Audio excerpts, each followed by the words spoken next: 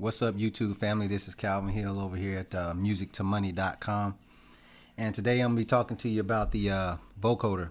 But everybody's using it, and if you don't know how to set Reason up to use the vocoder, I'm gonna show you how to do that today. So the first thing I want to do here is, you see my default rack has the a mastering suite in it. I'm just gonna right click on it, add a mixer, and then I am going to add an NN19 digital sampler. You can use the Redrum or Rex, Dr. Rex or whatever, but this is where I'm gonna bring in my sample that I recorded in Nuendo.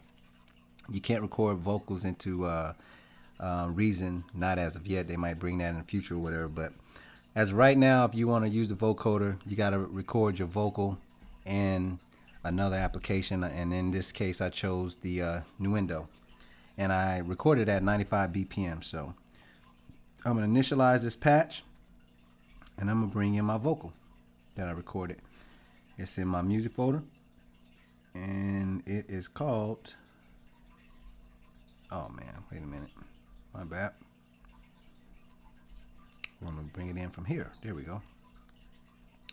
Alright, so there it is, Reason 4.0 vocal. It's on deck. If I hit my MIDI controller, you are listening. I recorded that kind of like a Fred Astaire style because it worked really good on this vocoder tutorial. So anyway, that's on deck, and what I need to do now is I need to put it in a sequencer. So what I'm going to do is go down here to the sequencer, and I'm going to drop it. Grab the pencil. Alright, and I am going to draw that in there. I'm going to draw it in for 8 bars. Alright. Flip that back around. Let me drag that out. I did that. Should have highlighted that whole thing while I was in there, but alright. There it is for 8 bars. But anyway, I'm on deck. If I hit the space bar, it triggers the vocal. So that's all you need to do as far as that. And then now what you want to do is bring in the vocoder and something that's going to trigger the vocoder to play around with the sample. So I am going to right click here. You can choose the Thor, the Subtractor, Maelstrom. Just want to have something strong to carry that your sample. I'm going to use the Maelstrom here.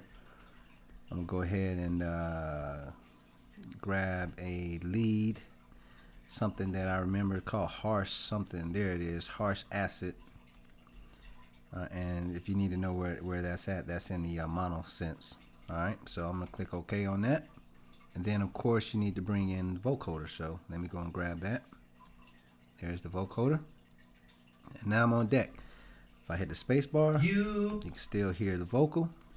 So now what we need to do is set everything up so that we can play around with the vocoder. So let's hit the tab button, flip the modules over, and what you want to do in order to have this set up right is the whatever you're going to be triggering the vocoder with, the sample, you want to make sure the main output is going into the carrier input where it shows the little keyboard there.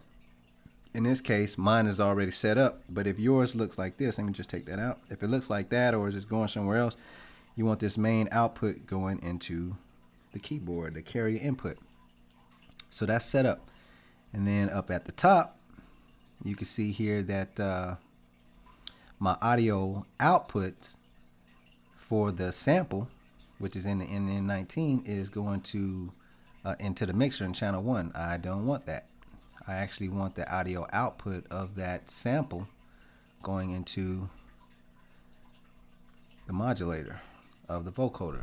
And you'll know that you have the right spot when you see the little microphone. So just plug it in there. Go ahead. You're set up. Just flip the rack over. And this is important that you need to know this, that inside of the vocoder, you have this wet dry knob. So if I drag it all the way down to 0, which is dry, and I hit my space bar, you'll hear my vocal. But if I turn this dry knob all the way up and I hit the space bar, you won't hear anything. You can see the vocoder moving, but if I hit the MIDI keyboard, alright, that seemed like that was pretty low. So if you look over here at the Maelstrom, the volume knob, which is controlling that harsh lead. If I turn that volume knob up, that also will turn up the strength of that vocal and that vocoder. So now when I hit the space bar, you see it moving.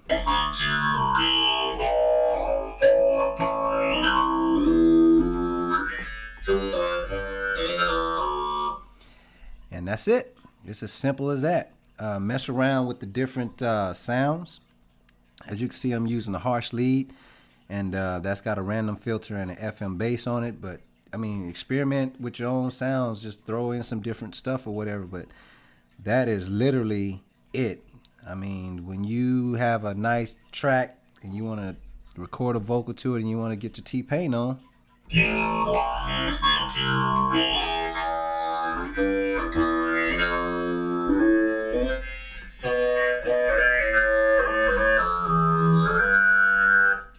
you know how to play keys, you can make it really sound nice. But this is just a tutorial. I'm not really into it. I'm not going to do a beat for it. You just need to know that's how you set up your vocoder. So go play with it and enhance your production. This is Calvin Hill signing off, man. MusicToMoney.com. Peace.